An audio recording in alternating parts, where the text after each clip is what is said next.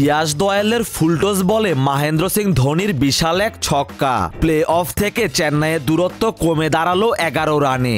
Batting প্রান্তে তখন cricket ইতিহাসের অন্যতম সেরা ফিনিশার এমএসডি। 5 বলে দরকার 11 রান। বাজির ঘোড়া তখন স্বাভাবিকভাবেই চেন্নাইয়ের দিকে।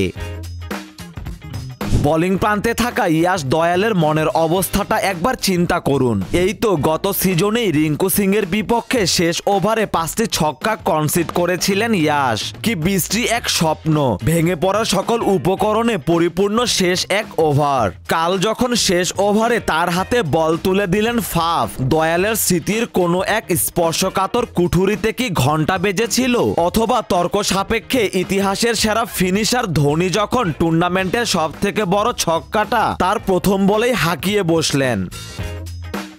প্লে অফ থেকে তখন সিএসকে দূরত্ব মাত্র 11 রান। ধোনি স্ট্রাইকে, দয়ালের সামনে তখন হয় তলিয়ে যাও অথবা সমুদ্র রমন্থন করো অমৃতের খোঁজে। প্রথম ছক্কায় শিবের বিষকণ্ঠ তো সম্পন্নই হয়েছিল দয়ালের। বাকি 5 বলের রোমন্থনে দয়াল অমৃত তুললেন। আকণ্ঠ পান করে টুর্নামেন্টে বেঁচে রইল আরসিবি। হ্যাঁ, ইয়াশ দয়াল এবার আর কোনো ভুল করলেন না। পাহাড় সম চাপকে এক পাশে সরিয়ে রেখে দ্বিতীয় বলেই তুলে নিলেন তারই প্রিয় মাহি ভাইকে। বেঙ্গালুরু চিন্নাস্বামীর দর্শকদের তখন দ্বিধা বিভক্ত হওয়ার অবস্থা। একদিকে মাহির উইকেটে নিজ দলের সামনে শেষ 4-এ ওঠার হাতছানি, অন্যদিকে হয়তো মাহিকে শেষবারের মতন ব্যাট হাতে মাঠে দেখে ফেলার সূক্ষ্ম এক বেদনা। তারপরের বাকি 4 বলে মোটে 1 রান তুলতে পারলেন সিএসকের ব্যাটাররা। শেষ বলে রবীন্দ্র জাদেজা যখন ব্যাটে বলে করতে পারলেন না, তখন যেন গোটা স্টেডিয়াম বুনো উল্লাসে ফেটে পড়লেন। এ যেন শিরোপা জয়ের অনুভূতি। বিরাট কোহলির চোখের কোণ দিয়ে কি এক ফোঁটা পানিও গড়িয়ে পড়ল?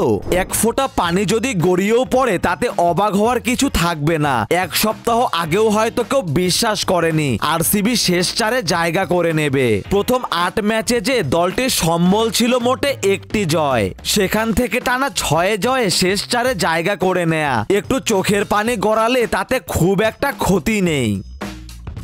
যখন সবাই শেষ দেখে ফেলেছিল তখন এই বিরাট কোহলি ইয়াশ দয়ালরা বিশ্বাস রেখেছিলেন নিজেদের ওপর। তারা বিশ্বাস রেখেছেন এবং করে দেখিয়েছেন। 1% সম্ভাবনাকে তারা 100 ভাগে রূপান্তর করেছেন। তাই তো এমন উল্লাস তাদেরই মানায়।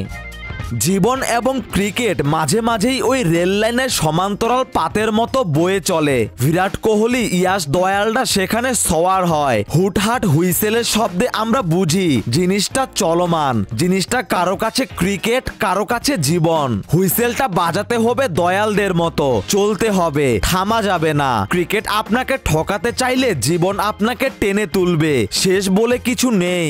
ধ্বংসস্তূপ থেকে শুরুর আলোটা খুঁজে নেবার চেষ্টাটা জারি রাখা জরুরি।